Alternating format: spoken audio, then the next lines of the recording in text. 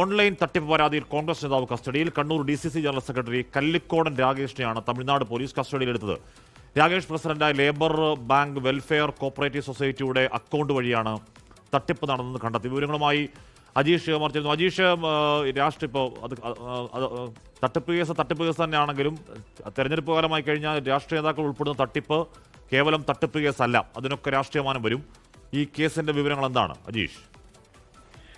ഹാഷ്മി, ഈ ഒരു തമിഴ്നാട് സ്വദേശിയാണ് ഈ പരാതി നൽകിയിരിക്കുന്നത്. ഒരു ഓൺലൈൻ തട്ടിപ്പ് ഇയാളുടെ പേരിൽ നടന്നിട്ടുണ്ട്. ഇയാളുടെ കയ്യിലുണ്ടായിരുന്ന 1.5 കോടി രൂപ ഈ കണ്ണൂരിലുള്ള ബാങ്കിൽ, അതായത് ഈ രാഗേഷ് പ്രസിഡന്റ് ആയിട്ടുള്ള ലേബർ ബാങ്ക് വെൽഫെയർ കോപ്പറേറ്റീവ് സൊസൈറ്റിയുടെ SB അക്കൗണ്ടിൽ എത്തി എന്നുള്ളതാണ് ഈ തമിഴ്നാട് സ്വദേശി നൽകിയ പരാതി. ഇത് തമിഴ്നാട് പോലീസിനാണ് ഈ പരാതി നൽകിയത്.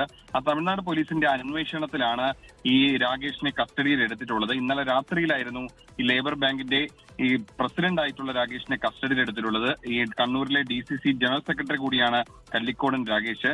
ഈ ബാങ്ക് അക്കൗണ്ടിൽ വന്നത് കള്ളപ്പണമാണെന്നാണ് പരാതി.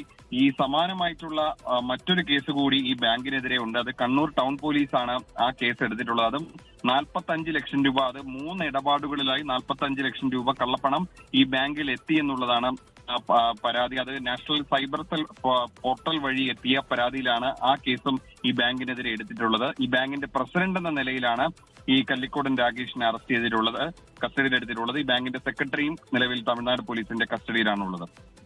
ലോകത്തെവിടെയായാലും ഏത് സമയത്തും 24 വാർത്തകളും ഓഗ്മെന്റഡ് റിയാലിറ്റി പാക്കേജുകളും എക്സ്പ്ലെയിനറുകളും വിശദമായി കാണാൻ ഞങ്ങളുടെ YouTube ചാനൽ നിങ്ങൾക്ക് സബ്സ്ക്രൈബ് ചെയ്യാം.